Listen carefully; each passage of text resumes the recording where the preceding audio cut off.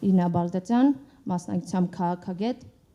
ամերիկյան համալսարանի շրջանավարտ, շուտով նաև մի քանի ամսից Վաշինգտոնի ամերիկյան համալսարանի ուսանող, խոսեցիք կրթության կարևորության մասին, ես նույնպես համաձայն եմ ձեզ հետ եւ շատ կարևորում եմ, որ երիտասարդները անկախ նրանից ինչ հնարավորություններ ունենան գալիք տարիներին պոտենցիալը կոնսոլիդացնեն մեր երկրում Հայաստանի զարգացման համար։ Հարցս վերաբերվում է արտաքին քաղաքականությանը Հայաստանի, մասնավորապես ճգնաժամին, ռեպուտացիոն ճգնաժամին, որը որ այս պահին մեր երկիրը ունի,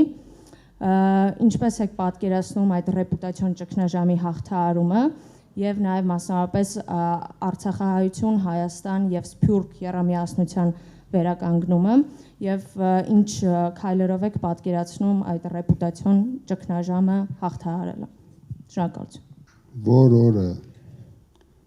ինձ փոխեցինք Փաշինյանով, նույն օրը ռեպուտացիոն ճգնաժամը հաղթահարվելու է, որովհետև բոլոր տարիներին ամեն ինչ արվել է, որ մեր երկիրը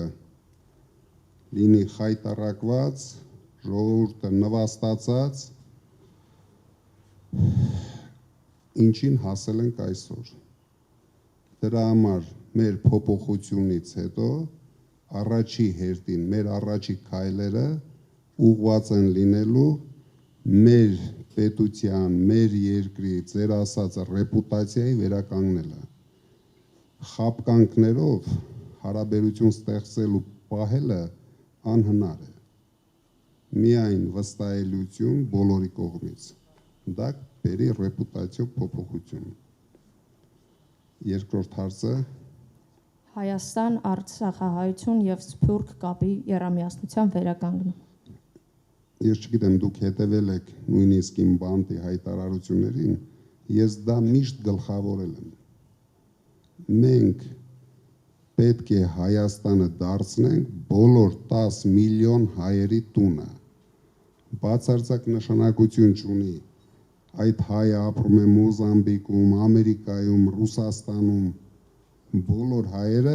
պետք է զգան, որ իրենք տուն ունեն։ Այդ դեպքում հայ մարդը ուժեղ կլինի թե Սփյուռքում, թե Հայաստանում, թե Արցախահայերը իրենց լավ կզգան Հայաստանում, որովհետև այսօր դուք բոլորը տեսնում եք, բացարձակապես քանդված է այդ հարաբերությունը։ Սփյուռքը Հայաստանի կյանքում գոյություն չունի։ Սփյուռքը Հայաստանում ներկայացվում է որպես թշնամական ուժ։ Այս սրանով ենք մենք կորցնում։ Սա էլ նույնպես դրսի ուժերի ազդեցության հետևանք է, որովհետև միայն այդ ձևով կարողացան հաղթանակ տանել Արցախում, որովհետև Սփյուռքը կաշկանդված էր իր օգնություններում, թողեցին Արցախը միայնակ այդ ուժերի դեմ եւ մենք կրեցինք պարտություն։ Միայն միասնության մեջ է ուժը։ Շնորհակալություն։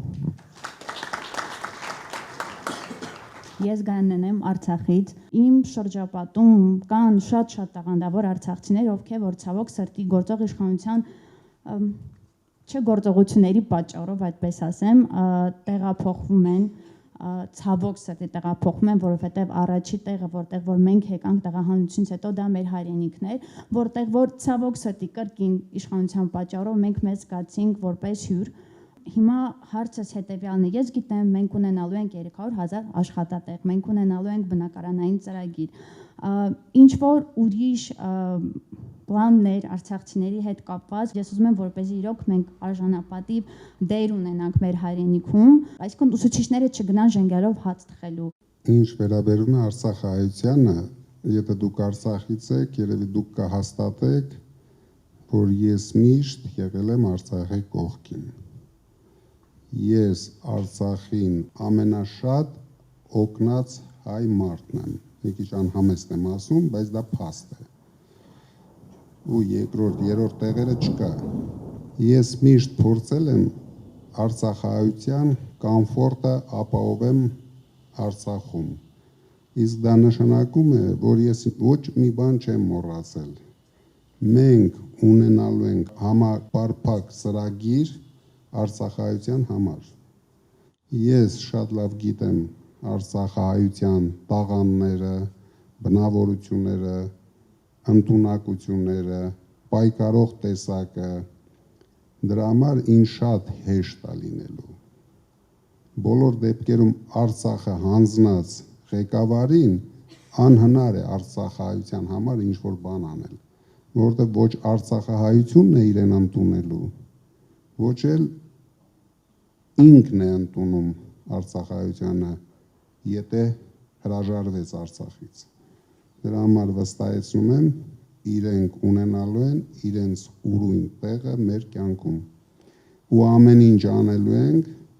որ իրենք ստանան վերադառնալու իրավունքը Արցախ։ Ով կուզի վերադառնա,